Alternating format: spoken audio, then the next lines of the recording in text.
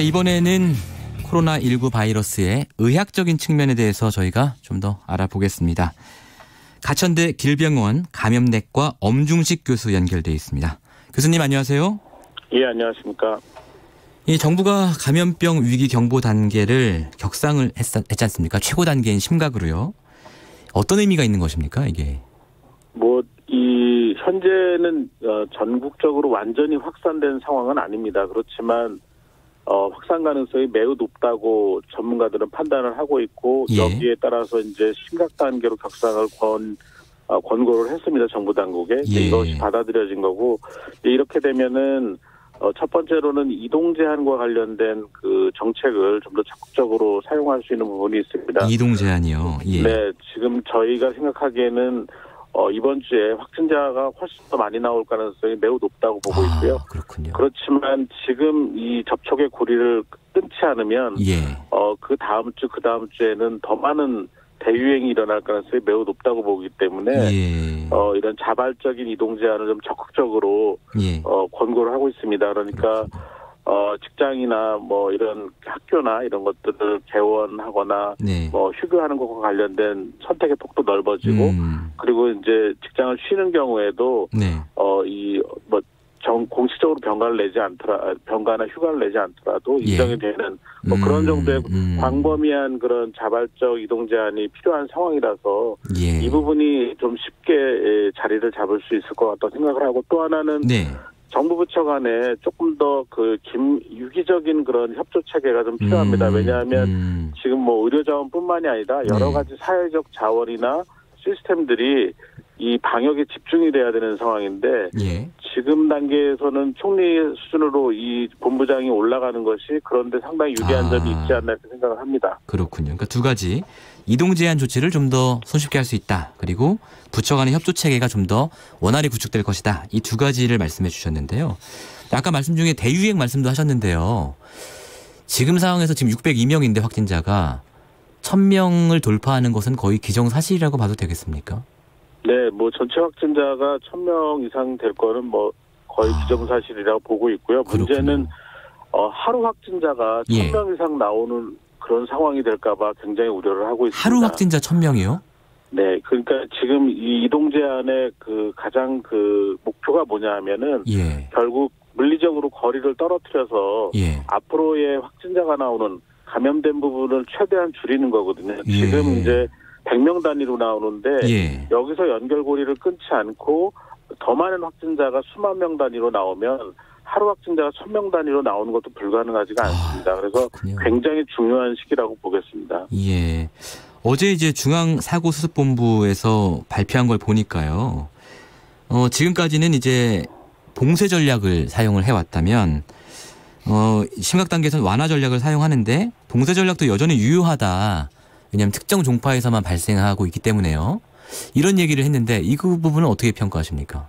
예, 전문가들의 의견하고 동일한 상황이고요. 그렇습니까? 결국 검역이나 또는 이런 특정한 집단에서 유행을 차단하기 위한 여러 가지 봉쇄 전략도 당연히 지금 필요하고, 예. 그다음에 이 유행의 진폭을 예. 아주 느리게 진행하게 만드는 완화 전략이 너무나 필요합니다. 왜냐하면 예. 너무 단기간 동안에 많은 환자가 폭증을 하게 되면 예. 결국 그 지역의 의료 체계가 마비가 됩니다. 그렇겠죠. 마치 우한처럼. 예. 그렇게 되면 굉장히 많은 희생자가 나올 수밖에 없게 되고, 또 이 코로나19뿐만이 아니라 예. 다른 중증 질환 치료도 안 되는 상황이 되기 때문에 네. 더 많은 희생자가 나올 수가 있습니다. 그렇기 때문에 이 환자 수가 예. 최종적으로는 환자 수가 10,000명 똑같다고 하더라도 예. 한 달 동안 10,000명이 생기는 것과 석 달 동안 10,000명이 생기는 건 완전히 다른 상황이거든요. 그래서 이런 완화 전략을 최대한 시행을 해서 이 중증 환자를 적절하게 볼 수 있는 그런 수준까지 유행의 진폭을 열심히 조절을 해야 되는 그런 상황입니다. 그렇군요. 이 완화 전략이라는 것은 구체적으로 어떤 조치가 포함되는 겁니까? 예, 결국은 이동 제한도 여기 필요하고요. 그게 제일 그다음에 중요하군요. 조기에 환자들을 빨리 진단을 해서 격리하는 진단 중심의 방역 체계도 중요합니다. 그렇군요. 네. 자, 지금 이제 사망자도 나오고 있습니다. 주말 사이 갑자기 사망자가 늘어났는데 궁금한 점이 그런 겁니다. 이게 사망자들이 대부분은 이제 정신질환이나 고혈압, 만성 신부전 이런 지병을 앓고 있었던 분이란 말이에요. 네. 건강한 사람들도 코로나 바이러스에 걸렸을 때 사망으로까지 이어질 수가 있는 겁니까?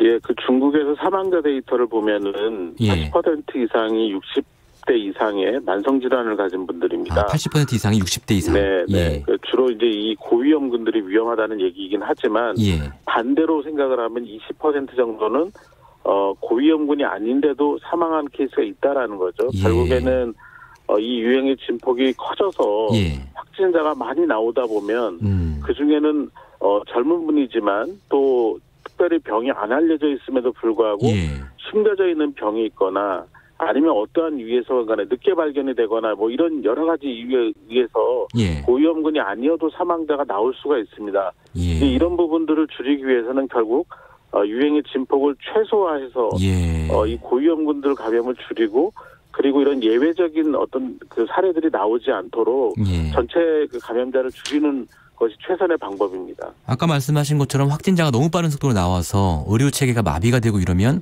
그럴 가능성이 더 커지겠죠. 네, 그렇습니다. 그래서 이제 이런 얘기도 있더라고요. 경증하고 중증을 좀 분리해서 구분해서 치료해야 되는 거 아니냐. 이런 얘기도 있는데 이 부분은 어떻게 보십니까? 네, 당연히 그 의료 자원을 효율적으로 사용하기 위해서는 그렇게 해야 됩니다. 실제로 코로나19 환자의 한 80% 정도는 경증으로 알려져 있습니다. 그러니까 특별한 치료를 하지 않고 잘 쉬고 수액이나 이런 보존적 요법만 잘해도 완치가 가능하다는 얘기고요. 그래서 이 경증 환자 치료하는 의료기관과 중증 환자를 치료하는 의료기관을 좀 분리해서 운영을 할 필요가 지금 있는 상황이고요. 환자가 많이 생긴다면은 꼭 병원이 아니더라도 격리를 해서 환자를 관리할 수 있는 그런 시스템을 좀 구축을 해야 됩니다. 예를 들면 우리 우한 교민분들이 철수를 한 다음에 이 시설에 들어가셔가지고 14일 동안 격리하고 나가셨지 않습니까? 이제 이런 시설, 병원이 아니지만 자가격리가 가능한 시설에 경증 환자분들을 모시고 여기에 의료진이 들어가서 관리를 해드리는 그런 방법도 또 다른 대안이 될 수 있을 것 같습니다. 이게 의료기관에서 무조건 입원을 시키려고 하다 보면은 병상을 많이 확보하는 과정에서 기존의 질환을 갖고 있는 환자분들이 다른 병 걸리신 가능성이 있습니다. 그리고 병원에 감염이 유행을 할 그런 가능성도 있기 때문에 이제 그렇게 되면 아까 말씀드린 의료기관의 그 진료 기능이 마비되는 상황이 생겨서 이런 그 조금 다른 방법도 고려를 해볼 필요가 있습니다. 경증 환자 같은 경우는 무조건 병원에서만 치료하는 것이 능사는 아니다 이런 말씀이시고요. 네, 그렇습니다. 자, 이제 치료법이 궁금합니다. 지금은 칼레트라라는 에이즈 치료제, 혹은 말라리아 치료제를 쓰고 있다고 하는데요. 이거 쓰면 되는 겁니까? 그러니까 이게 이제 확실한 치료 효과, 그러니까 우리가 인플루엔자에 감염이 되면 타미플루 처방을 받으시지 않습니까? 네네네. 이렇게 확실한 치료제라고 보기는 어렵습니다. 그렇지만 여러 가지 연구 결과나 또 우리나라에서 확진자들에게 투여한 결과에 의하면 중증으로 진행하거나 또는 고위험군 환자에서의 중증 가능성을 낮춘다고 되어 있기 때문에 이런 그 나이가 많으신 분들 또 기저질환이 있는 분들에게는 좀 적극적으로 투여를 검토하고 있고 그것을 이제 지침으로 만든 상태입니다. 그럼 타미플루처럼 꼭 여기에 들어맞는 약 이거는 지금 개발이 되고 있기는 있는 겁니까? 개발 과정에 이제 들어갔는데 실제로 이런 약제를 개발하는 거는 굉장히 기술적인 어려움이 있고 또 환자한테 적용할 때는 안전성을 봐야 되기 때문에 아무리 짧게 잡아도 6개월에서 1년 정도 걸립니다. 사실 근데 그렇게 되면 이번 유행이 이미 결판이 나 있는 상황이기 때문에 이번 유행에 적용하기는 어려울 것 같습니다. 그렇군요. 우리나라에서는 지금 에이즈 치료제나 말라리아 치료제로 대응하고 있지만 일본에서는 항에볼라 출혈열 약도 쓴다는 얘기가 있고요. 이런 것들도 좀 효과가 있는지 확인해 봐야 되지 않겠습니까?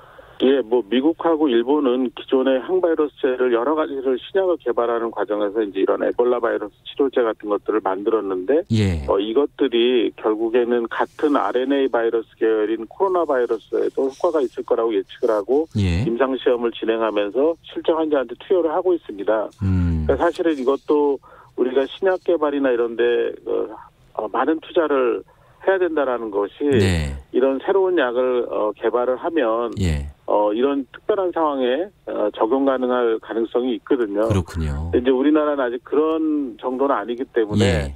조금 안타까운 부분이 있습니다. 예. 좀 어려운 질문 하나 드려볼게요. 지금 코로나 바이러스의 확산을 두고 일부에서는 이게 신천지 신도들 때문이다 이렇게 얘기를 하고, 일부에서는 정부가 초기에 잘못했다 이렇게 얘기하거든요. 네. 의사로서 보시기에 어떠세요? 누구 말이 맞습니까? 뭐 분명한 거는 지금 현재 확진자의 80% 이상이 신천지 교단과 관련이 있는 교인들을 중심으로 해서 확진되고 있기 때문에 예. 신천지 교인을 통한 감염 확산은 뭐 분명한 사실입니다. 그리고 예. 알려지지 않은 역학적 고리를 가진 확진 환자들도 지금 역학 조사를 하다 보면 결국 신천지와의 관계가 확인되는 경우가 지금 꽤 있습니다. 그렇군요. 그렇기 때문에 예. 이 신천지 교단과의 그 관계는 뭐 분명한 사실이고, 예. 그렇기 때문에 이 신천지 교단이 적극적으로 협조를 정부에 해야 됩니다. 그래서 예. 교인을 보호하고 전국적인 확산을 막아야 되는 의무가 있습니다. 예. 그런데 이게 정부가 그러면 과연 이 방역에 실패를 한 것이냐? 네. 이 부분은 조금 고민해야 될 부분이 많습니다. 왜냐하면 실제로 우리가 이 초기 방역 단계에서는 상당히 성공적으로 조절을 잘 해왔습니다. 그런데 예. 이제 지난주를 기점으로 해서 확진자가 갑자기 늘어나는 이런 상황이 됐는데, 네. 예상했던 시나리오 중에 하나입니다. 그렇지만 예. 중간 과정에서 예. 어떤 그 대국민 메시지를 너무 낙관적으로 보낸 점이라든지, 네. 그다음에 또 이렇게 어떤 특정한 예. 그 집단에서의 그 발병을 알겠습니다. 예상하지 못한 점, 이런 부분 좀 고민을 해볼 부분이 있다고 봅니다. 알겠습니다. 오늘 네. 말씀 여기까지 듣겠습니다. 감사합니다. 예, 감사합니다. 가천대 길병원 감염내과의 엄중식 교수였습니다. 자, 오늘 2월 24일 월요일 KBS 1라디오 김경래 최강시사 여기까지입니다. 저는 김경래 기자 대신 이번 주 진행을 맡은 뉴스타파 기자 심인보였습니다. 내일 아침 7시 20분 다시 돌아오겠습니다.